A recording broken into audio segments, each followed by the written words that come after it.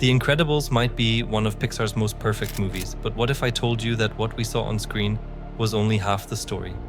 Behind the final film lies an entire vault of deleted scenes, alternate storylines, and moments that completely change how we see the Parr family. Scenes that reveal darker character arcs, emotional family moments, and even hidden lore that never made it to theaters. From early Pixar storyboards to fully animated sequences that were cut at the very last minute. Today, we're diving into every single deleted scene from The Incredibles. So let's start from the very beginning.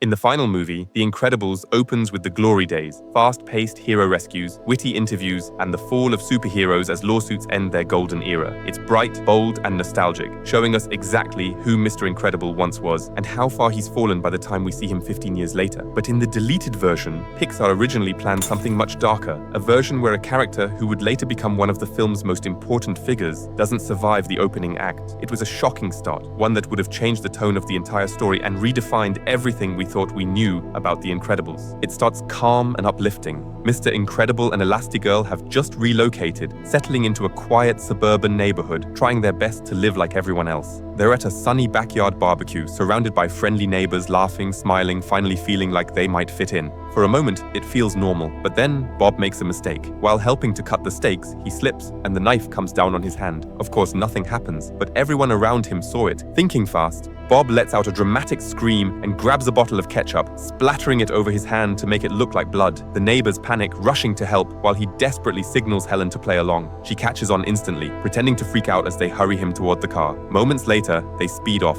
leaving a backyard full of confused neighbors behind. For a moment, it seems like they got away with it, but someone saw more than they should have. After the Parrs leave, someone picks up the bent knife, stares at it, and quietly makes a call to someone who's been waiting to find them. That night, everything seems peaceful. The Parrs are asleep, the house quiet, the world finally still. But then, the sound of breaking glass. Helen wakes instantly. Bob tells her to stay put and goes to check, certain it's just a common burglar. But when he steps into the living room, the figure waiting for him isn't just any intruder, it's Syndrome. He smirks, lifts a small device, and suddenly Bob can't move, trapped midair in a glowing blue field. He mocks him for thinking a quiet neighborhood could keep his past buried. Helen rushes in to help, but before she can reach Bob, she's caught too, suspended in the same zero-point energy trap. Then, a faint cry breaks through the tension. Syndrome turns toward the sound, the baby's room. You are breaking the law, Mr. Incredible. You know supers aren't supposed to breed. He goes into the room and looks into the crib. It's empty, or so it seems, because Violet, still a baby, is there, invisible. He leans in, confused, and in that instant, she spits right in his face, and Bob and Helen crash to the ground. Syndrome recovers quickly and traps Helen again, but Bob grabs a large mirror from the wall. He angles it just right, and the next blast of zero-point energy reflects straight back at Syndrome. The beam catches him mid-attack, locking him in his own trap. For a brief moment, it's over, but then they smell it. Gas leaking from a ruptured pipe. The fireplace still burns. The flames inching closer. Without hesitation, Bob grabs Violet. Helen stretches around them both, and they smash through the wall just as the entire house erupts in fire. The explosion lights up the night sky. Debris rains down across the quiet street, and where their home once stood, nothing remains. Syndrome is gone. The Parrs survive, holding each other tightly under the flicker of the burning ruins, realizing their secret life can't stay hidden forever.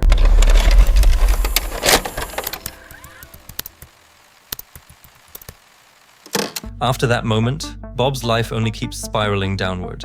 He's forced to live like a normal person, stuck in a boring routine, working a dead-end job, and pretending that his glory days as a superhero never happened. The weight of that lie eats away at him every single day. He's trying to be a husband, a father, and an average citizen, but deep down, he's miserable, and that's where the next deleted scene begins.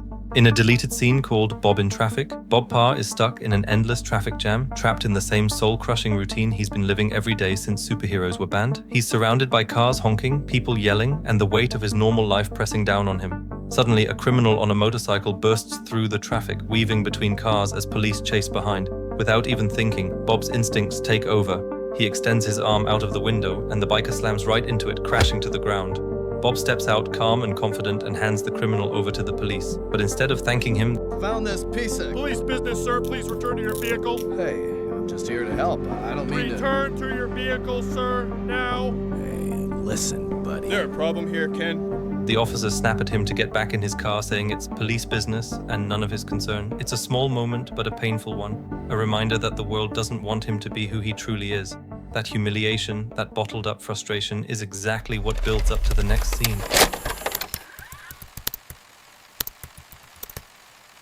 You were this close to losing your... In a deleted scene, Mr. Huff wakes up in a hospital bed, bruised, confused, and furious.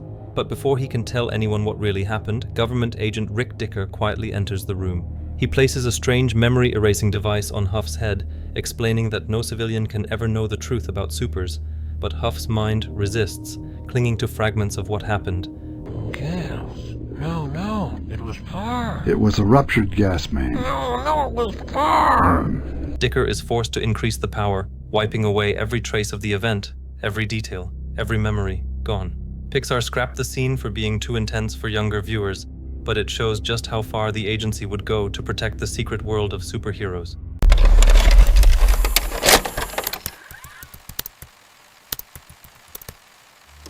Throughout The Incredibles, Helen always sensed that something wasn't right. Bob's behavior had changed. Late nights, secret phone calls, and a strange new confidence that didn't come from his 9-to-5 job. And in one deleted scene, all those suspicions finally boil over. It starts quietly. Bob is lying on the floor, pretending to relax after another long day. Helen walks in, looking uneasy. She's been cleaning the house and noticed something. What's up, good looking? Your suit was gone. Your Mr. Incredible suit. When you were on your trip, I vacuumed in here. I had it cleaned. She asks him where his supersuit has been because the last time she checked, it was gone. Bob hesitates, then claims he just had it cleaned. But Helen snaps back, saying she's the one who always cleans it. I do the laundry around here! That's when she holds up a single white strand of hair she found on it. Not hers, not random, it's Mirage's. Bob gaslights her, telling her she's overreacting, that she's imagining things, that she's crazy. It's white old lady hair. The cleaner. This is not old Why hair. don't you ask what you want to ask? Are you having an affair? Yeah, me and the old lady. One look at her laundry and I had to have her. Are you nuts? But Helen isn't buying it. Her voice breaks as she says, "I'm not crazy, Bob. I'm your wife." Bob doesn't answer. He just stands up, frustrated, and leaves the room, leaving Helen alone, staring at the closet where the supersuit hangs perfectly clean, and realizing she might be losing him for real.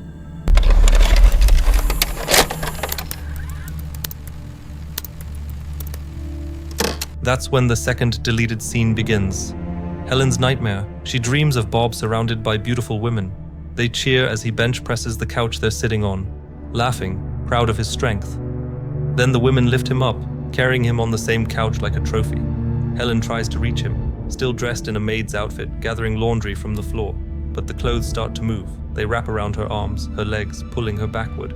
She's dragged into a pool, sinking deeper and deeper, gasping for air. And suddenly she's trapped inside a giant washing machine. Helen wakes up with a gasp, but she's not in bed.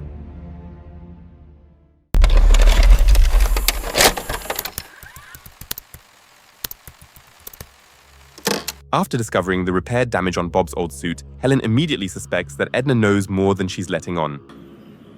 Edna. When she visits her, the truth finally comes out. Bob was fired from his job weeks ago and has been secretly working behind her back. Using the tracker hidden in his new suit, Edna helps Helen locate him on a remote island in the middle of the ocean. Realizing how much danger he's in, Helen decides to go after him herself. She packs her things, leaves Violet in charge of Dash and Jack, and prepares for a mission she hoped she'd never have to take alone. And that's where the deleted version takes a darker turn, because in the original cut, Helen didn't fly that jet by herself. She had help from an old friend named Snug, and his fate is one of the most tragic ones in the whole movie. It begins with her calling an old friend, a retired pilot who still keeps a few aircraft around. She asks if he has something fast, and soon she, Violet, and Dash meet him at a small airfield. Snug doesn't ask why she's going, he just agrees to help. He seems kind, loyal, and a little too comfortable joking about her marriage, which visibly annoys her. Snug! Still, they take off, heading toward the island where Bob was last seen. For a while, the flight is calm. Then the radar starts to beep. Snug spots incoming missiles and immediately tries to dodge them. The calm turns to chaos as alarms go off and the cabin shakes. Helen orders the kids to buckle in and hold tight. Snug does everything he can to evade the attack, but the missiles keep closing in. And just like in the final film, the plane is hit and bursts into flames. Helen grabs the children and stretches herself around them, shielding them as the plane breaks apart. They fall from the sky and crash into the ocean below. Helen is briefly knocked unconscious, But when she wakes, she sees Violet and Dash panicking in the water. She tries to calm them down, but before they can react, part of the burning plane plunges toward them. She pushes the kids underwater, and the wreckage hits the surface just above them. When they resurface, debris is floating everywhere, and among it, Snug's pilot cap. Helen looks at it for a long moment, realizing he didn't make it. Dash asks about him, and Helen shakes her head silently. It's a heavy scene, one that makes her mission to find Bob feel far more urgent and emotional. In this version, the flight forces Violet and Dash to face the reality of danger, and the tragic death of Snug confronts them with what being part of a superfamily truly costs. What about the pilot?